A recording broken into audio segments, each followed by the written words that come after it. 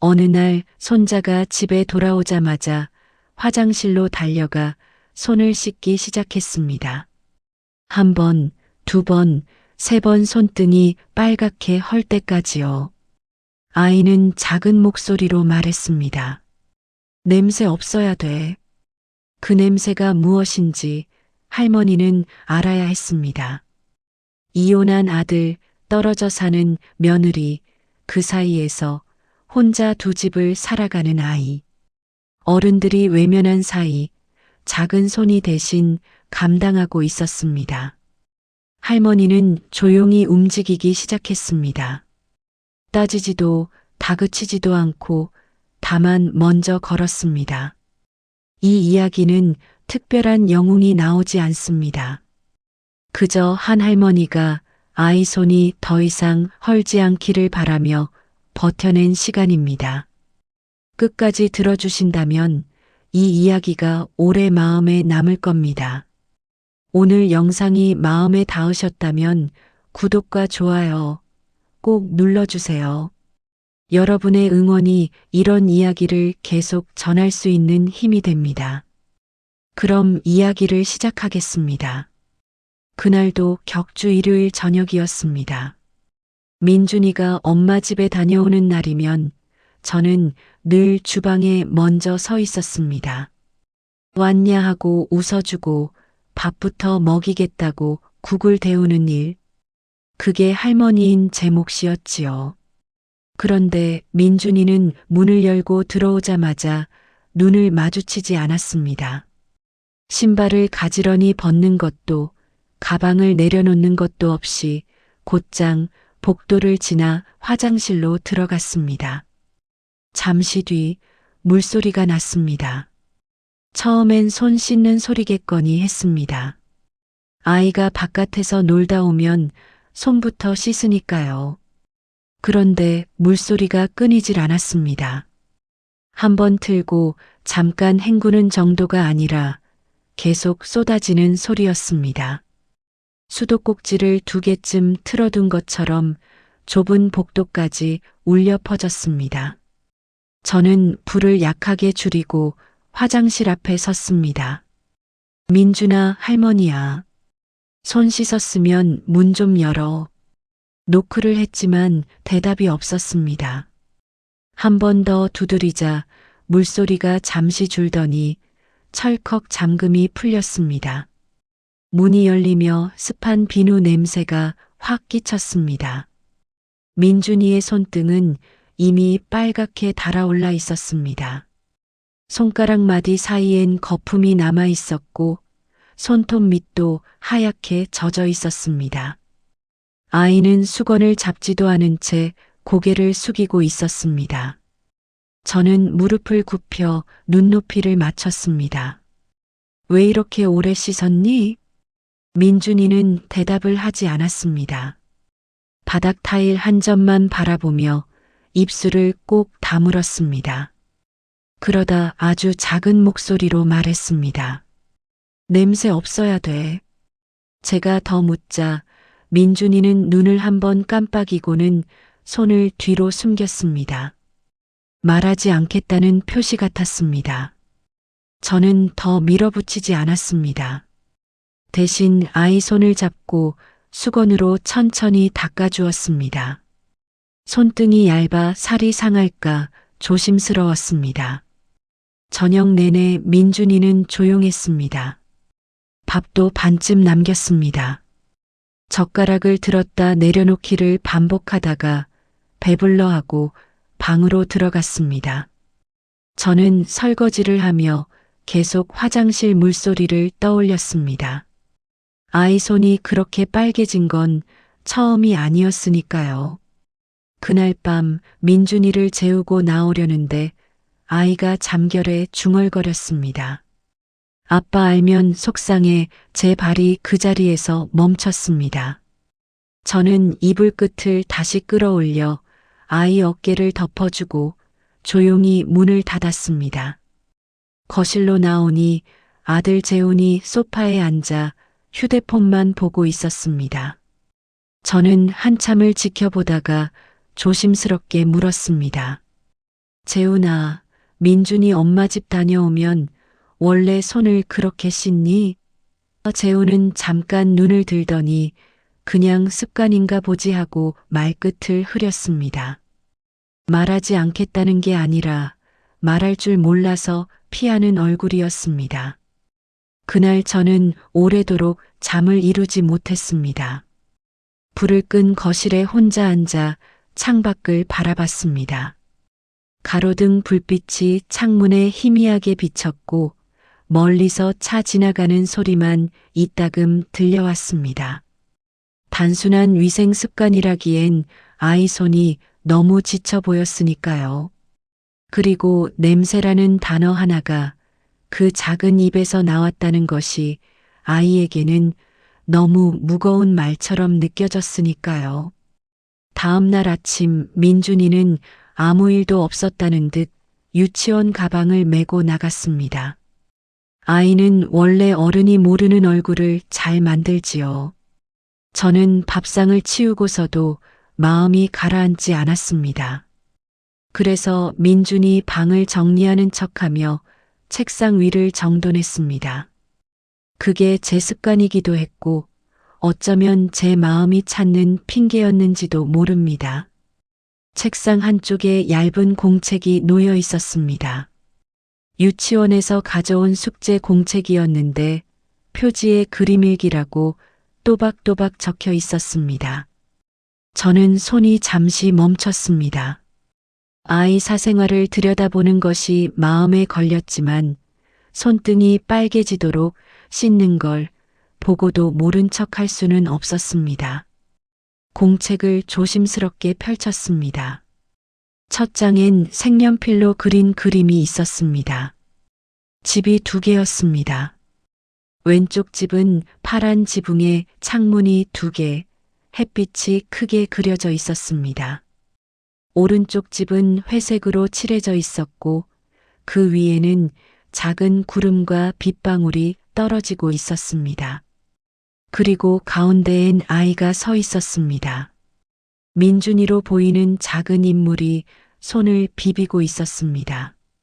손 주변엔 물방울과 거품 모양이 잔뜩 그려져 있었습니다. 그 아래 글씨가 또박또박 적혀 있었습니다. 엄마 집에 갔다. 엄마는 울었다. 나는 냄새를 지워야 한다. 아빠는 몰라야 한다. 제가 숨을 들이켰다가 내쉬는 소리가 방 안에 크게 들릴 것만 같았습니다. 냄새는 비누 냄새가 아니었습니다. 아이가 지우려는 건 손에 묻은 먼지가 아니었습니다. 아이는 뭔가 전혀 다른 것을 씻어내고 있었습니다. 그때 마침 아들 재훈에게서 전화가 왔습니다. 엄마, 민준이 하원은 엄마가 해줘. 오늘 일이 늦어. 늘 듣던 말이었지만 저는 그날은 대답이 바로 나오지 않았습니다. 수화기를 쥔 손이 괜히 힘을 주고 있었습니다. 재훈아, 응? 너 민준이 엄마랑 아직도 연락해? 재훈이 잠깐 침묵했습니다. 전화기 너머 잠깐의 정적이 오히려 많은 것을 말해주는 것 같았습니다. 그리고 짧게 말했습니다. 필요한 말만 해. 그 말이 더 쓸쓸하게 들렸습니다. 필요해서 하는 연락, 그 이상은 없다는 뜻이니까요. 저는 공책을 덮고 다시 제자리에 놓았습니다. 표지의 먼지를 손등으로 한번 쓸어냈습니다. 혹시라도 아이가 알면 더 숨을 곳이 없어질까 두려웠습니다. 하원 시간 민준이는 제 손을 잡고 나오며 평소보다 더 얌전했습니다. 뛰지 않았고 주변을 두리번거리지도 않았습니다. 다른 아이들이 엄마를 부르며 달려가는 사이 민준이는 그냥 제 손만 꼭 쥐었습니다. 집에 돌아오자마자 또 화장실로 달려가 손을 씻으려는 걸 저는 조용히 막았습니다. 민준아, 손 씻기 전에 할머니랑 물 한 잔 마시자. 아이를 식탁에 앉혔습니다. 오늘 유치원에서 뭐 했어? 민준이는 짧게 대답했습니다. 그림 그렸어. 저는 그 말에 심장이 순간 철렁했지만 내색하지 않았습니다. 아이는 물컵 가장자리만 만지작거렸습니다. 이 아이는 무엇을 알고 있을까요? 얼마만큼을 혼자 가지고 있는 걸까요? 그날 밤 저는 결심했습니다. 몰래 캐묻거나 다그치지 않겠습니다. 대신 어른인 제가 먼저 움직이겠습니다. 아이가 혼자 씻어내려는 그 냄새가 무엇인지 제가 알아내고 막아야겠다고요. 며칠 뒤 격주 토요일이 다가왔습니다. 민준이가 엄마 집으로 가는 날이었습니다. 평소엔 재훈이 데려다주고 데려왔습니다. 저는 일부러 나서지 않았습니다. 아들이 싫어할 걸 알고 있었기 때문입니다. 그런데 이번엔 달랐습니다. 재훈아, 오늘은 내가 같이 갈게. 제가 말하자 아들은 눈썹을 살짝 찌푸렸습니다. 엄마가 왜? 저는 담담하게 말했습니다. 민준이 간식도 좀 챙겨주고 바람이나 좀 쐬려고. 재훈은 한참을 망설였습니다. 결국 괜히 일 크게 만들지 말라는 말만 남겼습니다. 저는 그 말이 일이 이미 크다는 뜻처럼 들렸습니다. 엄마 집은 예전 우리가 살던 동네와 멀지 않은 작은 아파트였습니다. 민준이는 차 안에서 말이 없었습니다. 신호 대기 중에 아이가 제 손을 잡았다 놓았다를 반복했습니다. 습관처럼 보였지만 그날따라 유난히 애잔했습니다. 아파트 앞에 도착하자 민준이는 재훈 손을 잡고 들어갔습니다. 저는 다녀와만 말하고 한 걸음 물러섰습니다. 그러고는 단지 앞 놀이터 벤치에 앉았습니다. 마치 우연히 산책 나온 할머니처럼요. 바람이 차가웠습니다. 저는 장갑 낀 손으로 무릎을 쓸어내리며 시간이 흐르기만 기다렸습니다. 벤치 옆 모래밭에서 어린아이 둘이 뛰어놀고 있었지만 저는 그 소리도 잘 들리지 않았습니다. 그 집 안에서 무슨 일이 벌어지는지 볼 수는 없었습니다. 하지만 저는 아이에게 어떤 공기가 닿는지는 느끼고 싶었습니다. 1시간쯤 지났을 때였습니다. 현관 쪽으로 한 여자가 나왔습니다. 민준이 엄마 지영이었습니다. 오랜만에 보는 얼굴이었지만 저는 바로 알아봤습니다. 예전처럼 단정한데 어딘가 힘이 빠져 있었습니다. 어깨가 조금 구부정했고 걸음이 빠르지 않았습니다. 지영은 우편함 앞에서 서류를 확인하더니 고개를 숙인 채 다시 들어갔습니다. 저는 그 모습만 보고도 알 수 있었습니다. 아기가 있는 사람의 걸음이 아니었습니다. 누군가에게 상처를 주고 다니는 사람의 얼굴도 아니었습니다. 오히려 상처받은 사람이 스스로를 다독이며 걷는 얼굴이었습니다.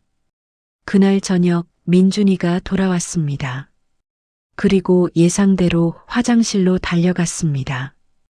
저는 이번엔 막지 않았습니다. 대신 문 밖에서 기다렸습니다. 민준이가 나왔을 때 저는 부드럽게 말했습니다. 민준아, 할머니 손 보여줘. 아이는 망설이다가 손을 내밀었습니다.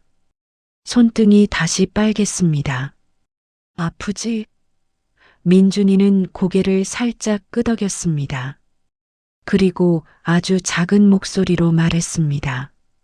엄마가 미안하대. 그 말이 제 머릿속을 울렸습니다. 미안하다는 어른의 말이 아이에게는 짐이 되었을 가능성이 컸습니다.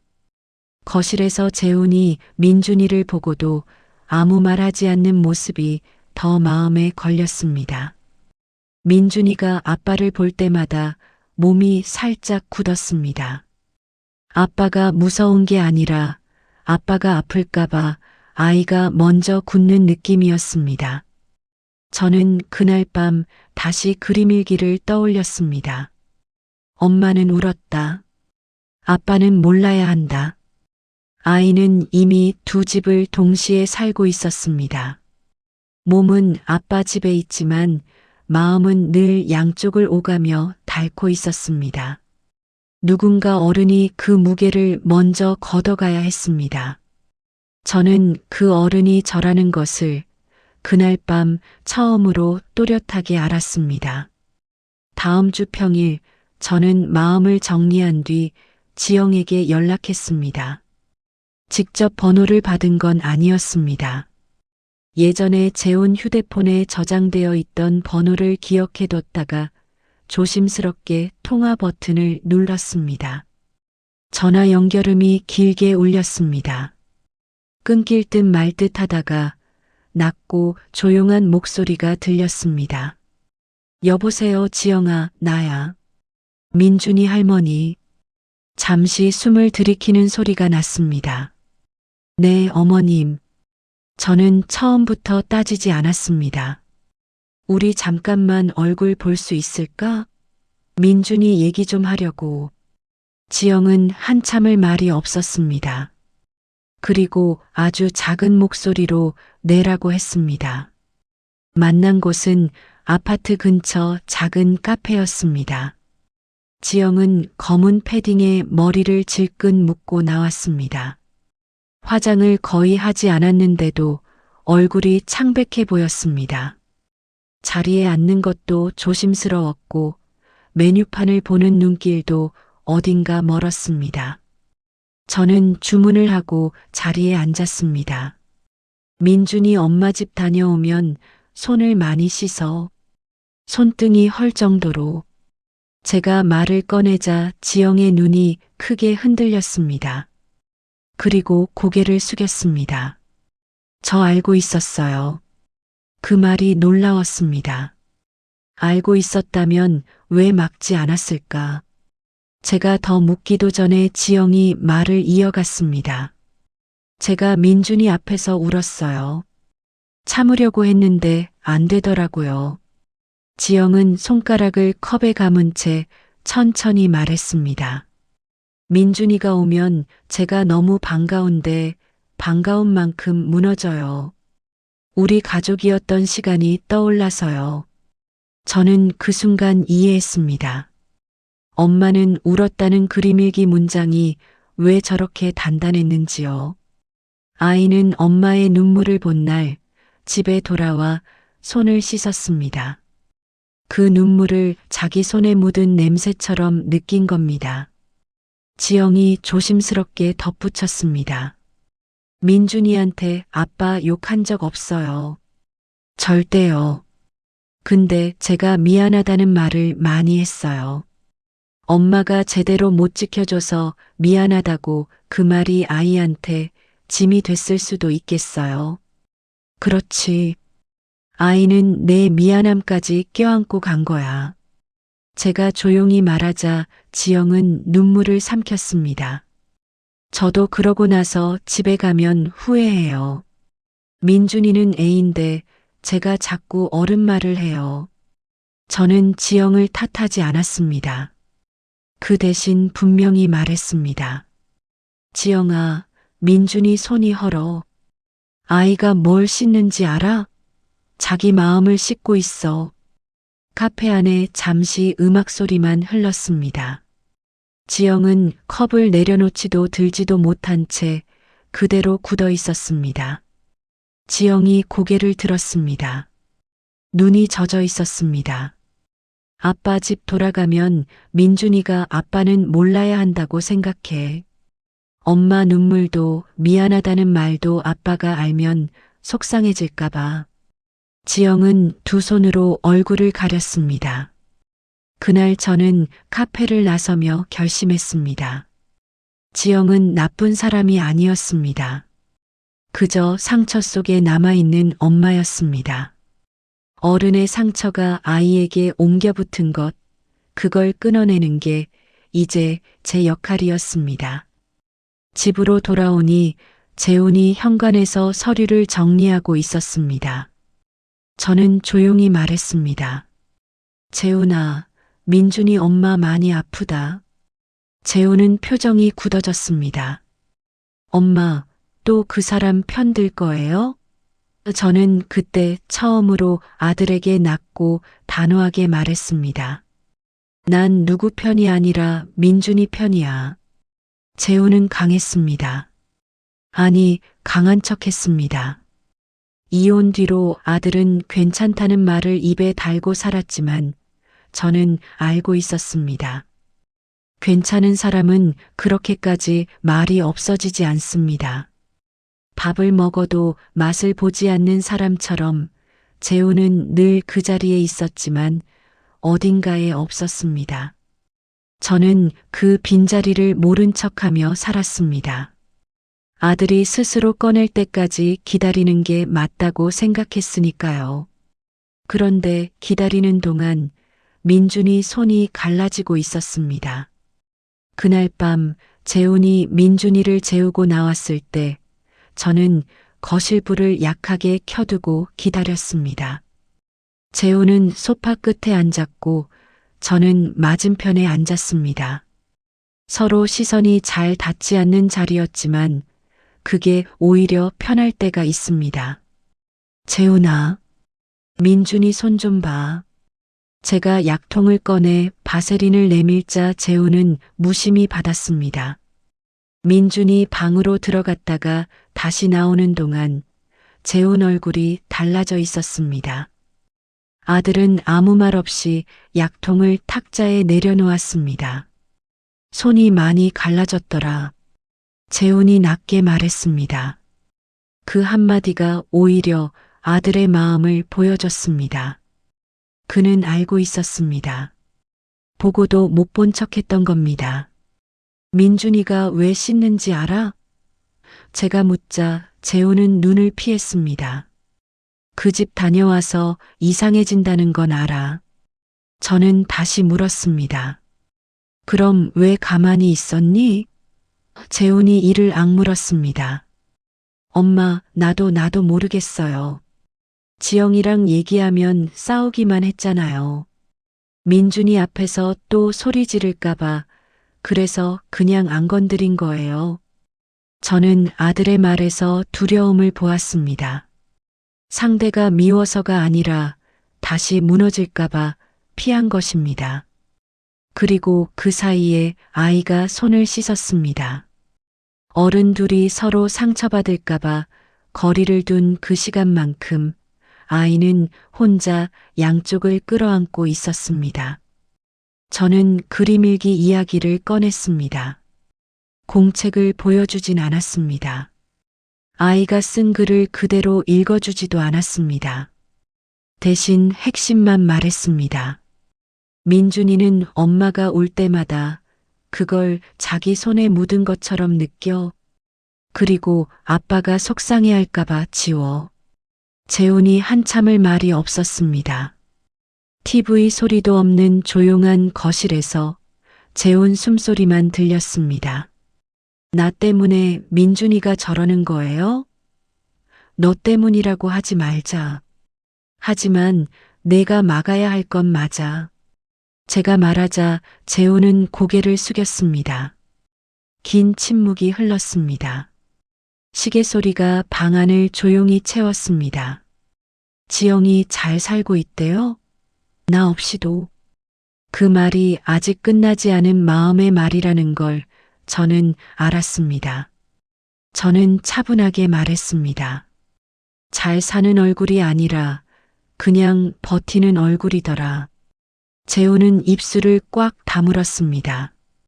눈이 붉어졌지만 눈물은 보이지 않았습니다. 아들은 울지 못하는 사람처럼 앉아 있었습니다. 그날 밤 저는 재결합이라는 단어를 아직 꺼내지 않았습니다. 먼저 해야 할 건 아들이 민준이를 위해 움직일 용기를 갖는 것이었습니다.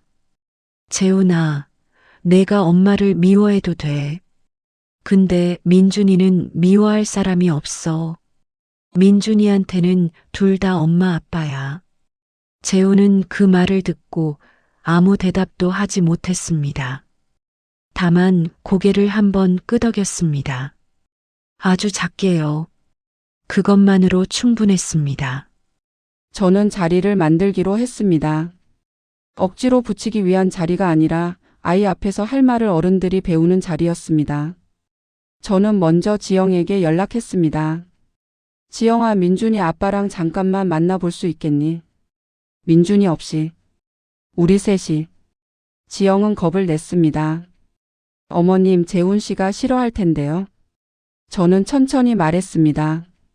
그래서 내가 있는 거야. 내가 너희 사이에 서려고. 제가 그렇게 말하자 지영은 한참 후 내라고 했습니다. 재훈에게도 말했습니다. 카페에서 잠깐만 보자. 싸우는 자리 아니야.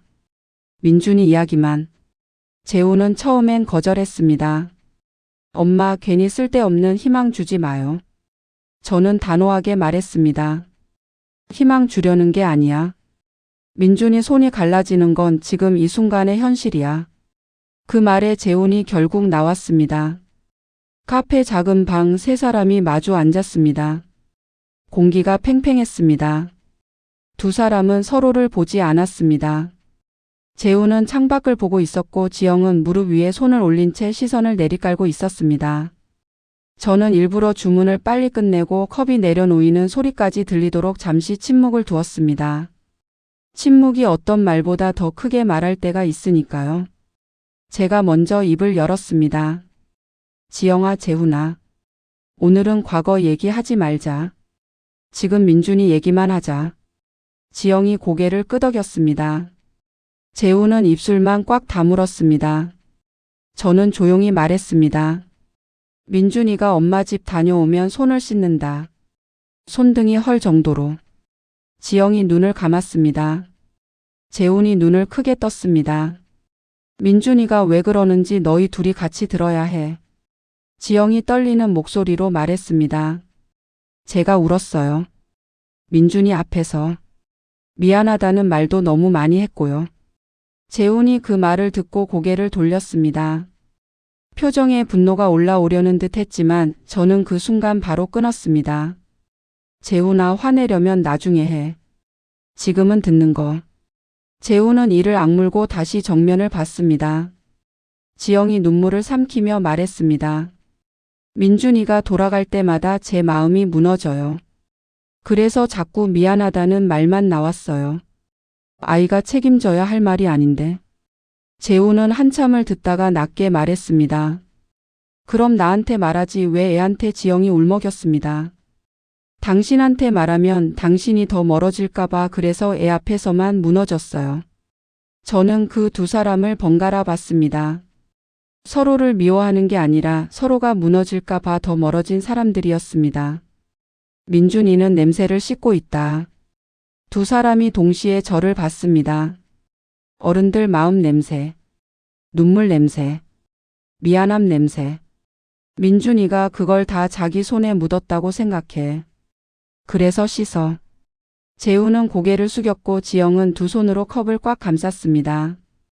저는 그 자리에서 두 사람에게 하나씩 부탁했습니다. 한 달만 약속하자. 민준이 앞에서는 서로 탓하지 말고 미안하다, 너 때문에 이런 말 하지 말자. 둘은 대답을 하지 못했지만 고개는 끄덕였습니다. 카페를 나올 때 세 사람은 말없이 각자의 방향으로 걸었습니다. 하지만 그 고개 끄덕임 하나가 오늘의 전부이자 시작이었습니다. 약속한 한 달 동안 저는 민준이의 손을 유심히 봤습니다. 손 씻는 횟수가 하루아침에 줄진 않았습니다. 하지만 변화는 아주 작은 데서 먼저 나타났습니다. 엄마 집에서 돌아온 날 민준이는 화장실로 달려가려다 제 눈을 보고 멈췄습니다. 할머니 씻어야 돼. 저는 아이 옆에 쪼그리고 앉아 조용히 말했습니다. 민준아, 내 손은 더러운 손이 아니야. 내 마음이 착해서 그래. 아이 눈이 흔들렸습니다. 저는 단어를 조심해서 골랐습니다. 아이를 어른처럼 만들지 않기 위해서요. 엄마가 울면 민준이 마음이 아프지? 민준이가 작게 끄덕였습니다. 아빠가 속상할까봐 숨기고 싶지? 이번엔 더 작게 끄덕였습니다. 저는 손등에 연고를 발라주며 말했습니다. 민준아, 엄마가 울어도 괜찮아. 아빠도 속상해도 괜찮아. 그건 어른들이 견뎌야 해. 민준이가 씻을 일이 아니야. 민준이는 처음엔 이해하지 못하는 표정이었습니다. 하지만 그날 밤 아이가 잠들기 전 제 손을 잡고 말했습니다. 할머니 냄새가 없어질까? 저는 웃지 않았습니다. 대신 아이 손을 꼭 잡았습니다. 없어질 거야. 어른들이 치울 거니까. 그 말을 하는 순간 저는 그 약속을 반드시 지켜야 한다고 생각했습니다. 그 무렵 재훈에게서 연락이 왔습니다. 엄마, 지영이랑 문자 좀 했어요. 저는 그 말만으로도 숨이 조금 놓였습니다. 아들은 대화를 피하는 사람에서 해보려는 사람으로 넘어가는 중이었습니다. 짧은 문자 몇 줄이 무엇을 담았는지는 묻지 않았습니다. 그냥 시작했다는 것, 그것만으로 충분했습니다. 어른이 움직이기 시작하면 아이는 반드시 느끼게 되어 있으니까요. 지영도 바뀌었습니다. 민준이를 보러 올 때마다 울지 않으려고 숨을 고르고 왔습니다. 문 앞에 서서 잠깐 눈을 감고 들어오는 날도 있었습니다. 울고 싶어도 미안해 대신 오늘 와줘서 고마워라고 말하려고 애썼습니다. 그 노력이 티가 났습니다. 말보다 그 사람의 자세에서요. 어깨가 조금 더 펴지고 목소리가 조금 더 안정되었습니다. 완벽하지 않아도 괜찮았습니다. 노력하고 있다는 것, 그걸 민준이도 느꼈을 거라고 저는 믿었습니다. 그리고 민준이는 그 말을 들으면 화장실로 달려가는 대신 소파에 잠깐 앉아 있었습니다. 손을 문지르던 습관이 조금씩 줄었습니다. 아직 완전히 사라진 건 아니었습니다. 그래도 달랐습니다. 물소리의 길이가 조금 짧아졌고 손등이 예전만큼 빨개지지 않았습니다. 저는 그 차이를 매번 눈으로 확인하면서도 내색하지 않았습니다. 아이가 잘하고 있다는 말을 들으면 또 어른의 기대를 짊어질까봐 두려웠으니까요. 그 변화가 참 조용해서 제가 더 귀를 기울이게 되었습니다. 어른들이 조금씩 제자리를 찾아가는 만큼 아이도 조금씩 짐을 내려놓고 있었습니다. 오래 쌓인 것이니 오래 걸리는 게 당연했습니다. 저는 그것을 재촉하지 않기로 했습니다. 어느 날 저녁 민준이가 밥을 먹다가 문득 말했습니다. 할머니, 엄마가 오늘 안 울었어. 저는 젓가락을 내려놓으며 물었습니다. 그래서 어땠어? 아이가 잠깐 생각하더니 말했습니다. 좋았어. 그 한마디가 이 모든 시간의 이유였습니다. 저는 그 말을 듣고 조용히 밥을 다시 떴습니다. 아이 앞에서 울고 싶지 않았으니까요. 어느 날 저녁 재훈이 회사에서 돌아와 민준이가 잠든 얼굴을 한참 바라보더니 갑자기 말했습니다. 엄마, 나 사실 아직도 무서워요. 저는 설거지하던 손을 멈추었습니다. 수도꼭지를 잠그고 손을 닦으며 천천히 돌아섰습니다. 재훈은 소파에 앉아 두 손을 무릎 위에 올린 채 시선을 바닥에 고정하고 있었습니다. 뭐가 무서운데? 재훈은 한참을 망설이다가 말했습니다. 다시 시작했다가 또 끝나면 민준이가 더 무너질까 봐요. 그 말은 지영이 싫어서가 아니었습니다. 아이 때문에라는 핑계도 아니었습니다. 아들은 정말로 두려웠습니다. 자기 선택 하나가 아이를 더 아프게 할까 봐요. 저는 아들에게 말했습니다. 그래서 더 천천히 가면 돼. 다시 합치자고 먼저 말하지 말고 먼저 같이 부모가 되자부터. 재훈은 고개를 끄덕였지만 눈이 젖었습니다. 그날 밤 재훈은 지영에게 전화를 했습니다. 저는 그 전화를 옆에서 듣지 않았습니다. 주방에서 조용히 차를 끓이며 기다렸습니다. 물이 끓는 소리만 방 안을 채웠습니다. 통화가 끝난 뒤 재훈이 거실에 멍하니 앉아 있는 걸 봤습니다. 뭐라 하던? 재훈이 낮게 말했습니다.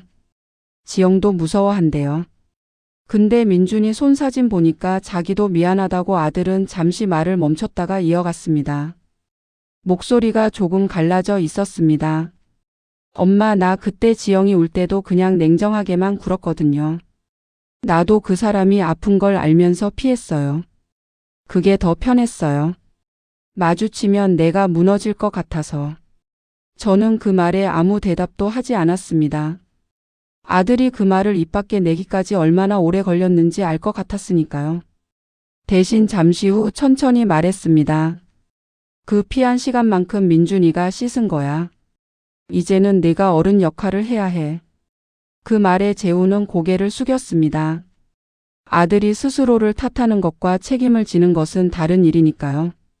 자책은 사람을 안쪽으로 가두지만 책임은 사람을 밖으로 걷게 합니다. 저는 재훈이 그 둘을 구분하기를 바랐습니다. 재훈이 아주 작은 목소리로 말했습니다. 다시 해볼까요? 저는 그래라고 단순히 말하지 않았습니다. 대신 구체적으로 말했습니다. 민준이부터 안정시키고, 지영이랑은 상담도 같이 받고, 내가 감정 올라오면 그 자리에서 끝내지 말고, 그날 결론 내려고 하지 말고. 재훈은 그 말을 들으며 2번 고개를 끄덕였습니다. 그리고 처음으로 알겠어요라고 했습니다. 짧지만 단단한 대답이었습니다. 이전에 괜찮아와는 달랐습니다. 괜찮다는 말은 닫는 말이지만 알겠다는 말은 여는 말이니까요. 그 차이를 저는 분명히 느꼈습니다. 그날이 아들의 벽이 무너지기 시작한 날이었습니다.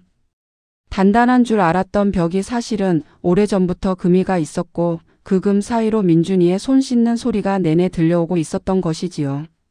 재훈은 그걸 이제야 들은 게 아니었습니다. 들리는데도 외면해온 것이었습니다. 그 사실을 아들 스스로 인정한 밤이었습니다. 저는 재훈이 방으로 들어간 뒤 한참을 거실에 앉아 있었습니다. 마음이 복잡하다기보다 조용히 무언가 제자리를 찾아가는 느낌이었습니다. 오래 기다린 것이 드디어 움직이기 시작할 때의 그 느낌이요. 재결합은 말로 하는 게 아니었습니다. 준비로 하는 것이었습니다. 저는 2 사람에게 먼저 규칙을 만들게 했습니다. 규칙이라고 해서 거창한 것이 아니었습니다. 하지만 이 2 사람에게는 규칙이 필요했습니다. 감정이 앞서는 순간에 붙잡아줄 무언가가요. 민준이 앞에서 과거 이야기 금지. 미안해, 너 때문에 같은 말 금지. 감정이 올라오면 아이 앞에서 결론 내지 않기. 그리고 함께 아이를 데리고 나가 짧게라도 같은 경험 만들기. 처음엔 어색했습니다. 3 사람이 같이 있는 공기가 낯설었습니다. 민준이는 눈치를 봤습니다. 양쪽을 번갈아 살폈습니다. 아빠 눈치를 보다가 엄마 눈치를 보다가 그러다 저를 보며 잠깐 멈추는 시기였습니다. 예전처럼 마음이 빨라지는 눈빛이었습니다. 저는 그 눈빛을 볼 때마다 이 아이가 아직 어른들을 읽고 있다는 걸 느꼈습니다. 아이에게 어른들의 감정은 공기처럼 닿으니까요. 그래서 저는 일부러 하루를 짧게 만들었습니다. 길게 붙어 있게 하지 않았습니다. 놀이터 1시간, 분식집 잠깐, 동네 마트 장보기 정도. 민준이가 정상을 다시 배울 수 있게 부담 없는 시간부터 시작했습니다. 짧은 시간이 익숙해지면 그 다음을 볼 수 있을 테니까요. 어느 토요일 셋이서 마트에서 장을 보는데 민준이가 손 세정제를 집어들었습니다. 저는 그 손을 가볍게 눌렀습니다. 민준아, 오늘은 집에 가서 씻자. 밖에서는 그냥 할머니 손 잡고. 민준이가 제 손을 잡았습니다. 그 순간 지영이 눈을 감고 숨을 한 번 고르더니 민준이에게 말했습니다. 민준아, 엄마 오늘 울면 괜찮아라고 말해줘도 돼. 근데 내가 씻을 필요는 없어. 재훈도 이어서 말했습니다. 아빠도 속상하면 괜찮아. 민준이가 숨기지 않아도 돼. 민준이는 눈을 동그랗게 뜨고 2 사람을 바라봤습니다. 그리고 아주 조용히 말했습니다. 그럼 냄새는 누가 지워? 저는 그 질문을 기다렸던 것 같았습니다. 아이는 이제 묻기 시작했습니다. 혼자 씻어내려고 하는 게 아니라 물어보기 시작했습니다. 그것이 얼마나 큰 변화인지 그 마트 통로에 서서 저는 조용히 느꼈습니다. 어른들이 지울 거야. 민준이는 손 잡고 있으면 돼. 제가 대신 대답해 주었습니다. 민준이는 잠시 저를 보더니 재훈 손과 지영 손을 번갈아 보았습니다. 그리고 재훈 손을 잡았습니다. 지영이 그 모습을 보고 고개를 살짝 돌렸습니다. 눈물이 올라왔지만 억눌렀습니다. 저는 그것도 봤습니다. 그날 민준이는 집에 와서 손을 씻긴 했지만 예전처럼 길지 않았습니다. 할머니, 오늘은 덜 났어. 그 말이 제 가슴을 조용히 울렸습니다. 그날 밤 재홍과 지영은 민준이가 잠든 뒤 다시 대화를 했습니다. 저는 주방에서 간단한 차를 끓여놓고 물러났습니다. 두 잔을 탁자에 올려두고 방으로 들어갔습니다. 어른들의 대화는 어른들이 해야 했습니다. 저는 가교 역할만 하고 중심은 두 사람이 서야 했습니다. 제가 끝까지 끼어 있으면 이 두 사람은 영영 자기 힘으로 서지 못할 테니까요. 봄이 오기 직전 두 사람은 결정을 했습니다. 다시 같이 살아보자는 말은 쉽게 나오지 않았습니다. 대신 더 조심스럽고 현실적인 말부터 했습니다. 민준이를 같이 키우자. 같은 집에서. 그 말이 결혼보다 더 진지하게 들렸습니다. 아이를 앞에 두고 한 약속이니까요. 두 사람은 서로를 바라보며 오래 침묵했습니다. 그 침묵이 불안한 것이 아니라 무게를 함께 재는 것처럼 느껴졌습니다. 이사라고 할 것도 없었습니다. 지영의 짐은 많지 않았습니다. 작은 캐리어 2개, 옷 몇 벌, 그리고 민준이 사진이 든 작은 상자. 그게 전부였습니다. 저는 그 상자를 보면서 지영이 그 이혼의 시간을 얼마나 작게 살았는지 느꼈습니다. 가진 것을 줄이며 버텨온 사람의 짐이었습니다. 자신을 작게 만들어 온 시간이 상자 하나에 담겨 있었습니다. 민준이는 처음엔 멍하니 서 있었습니다. 어른들이 분주히 움직이는데 아이는 그게 좋은 변화인지 또 다른 불안인지 판단하지 못하는 얼굴이었습니다. 저는 민준이 옆에 앉아 말했습니다. 민준아, 오늘은 내가 정하는 거야. 씻고 싶으면 씻어도 되고 안 씻고 싶으면 안 씻어도 돼. 아이 눈이 저를 바라봤습니다. 아빠 속상해? 아빠도 괜찮대. 엄마도 괜찮대. 그리고 할머니도 괜찮아. 저녁이 됐습니다. 민준이는 식탁에 앉아 밥을 먹었습니다. 평소보다 더 많이 먹었습니다. 반찬도 가리지 않았습니다. 숟가락을 들고 있다가 문득 손등을 바라봤습니다. 예전 같았으면 그 순간 화장실로 갔을 겁니다. 그런데 민준이는 그냥 수저를 놓고 물을 한 모금 마셨습니다. 그리고 아무렇지도 않은 얼굴로 조용히 말했습니다. 오늘은 냄새가 안 났다. 그 말에 지영이 잠깐 눈을 감았습니다. 재훈이 고개를 숙였습니다. 저는 아무 말도 하지 않았습니다. 대신 그 순간을 오래 기억하려고 마음속에 붙잡았습니다. 며칠 뒤 민준이가 그림일기 공책을 다시 꺼냈습니다. 이번 그림에는 집이 하나만 그려져 있었습니다. 창문이 3개였고 가운데엔 3사람이 손을 잡고 서 있었습니다. 그 아래 글씨가 적혀 있었습니다. 오늘은 손을 많이 안 씻었다. 엄마도 아빠도 웃었다. 나는 그냥 나였다. 저는 그 공책을 민준이가 보지 않을 때 몰래 떼어내지 않았습니다. 대신 민준이가 할머니 이거 붙여도 돼? 하고 먼저 물어왔을 때 냉장고 자석을 꺼내 주었습니다. 그림은 냉장고 한가운데 붙었습니다. 아침마다 그 그림이 저를 바라봤습니다. 저는 그 앞에서 한 번씩 숨을 고릅니다. 국을 끓이다가도 설거지를 하다가도 문득 그 그림 앞에 멈춰 서는 날이 있었습니다. 집안이 깨지는 것도 어른이지만 다시 세우는 것도 어른입니다. 그리고 아이가 손을 씻지 않아도 되는 집을 만드는 것. 그게 제가 해낸 가장 큰 일이라고 저는 생각합니다. 말 한마디 앞세우지 않고 걸음 하나씩 먼저 걸었을 뿐입니다. 재촉하지 않았고 포기하지도 않았습니다. 그저 아이 곁에 어른으로서 서 있었을 뿐입니다. 하지만 그 걸음이 아이를 지켰습니다. 그것으로 충분합니다. 오늘 이 할머니의 이야기 끝까지 함께 해주셔서 감사합니다. 말하지 못하고 삼킨 시간들 혼자 감당해온 작은 손. 그 손이 더 이상 씻지 않아도 되는 날이 왔을 때 저는 그게 할머니가 해낸 가장 조용하고 가장 큰 일이라고 생각했습니다. 여러분 주변에도 이런 분이 계신가요? 말없이 버텨온 어머니, 할머니 혹은 바로 나 자신. 댓글로 여러분의 이야기를 나눠주세요. 기다리고 있겠습니다. 이 영상이 마음에 남으셨다면 구독과 좋아요 꼭 눌러주시고요. 알림 설정까지 해두시면 이런 이야기를 가장 먼저 만나실 수 있습니다. 오늘도 고생 많으셨습니다. 다음 이야기에서 또 뵙겠습니다.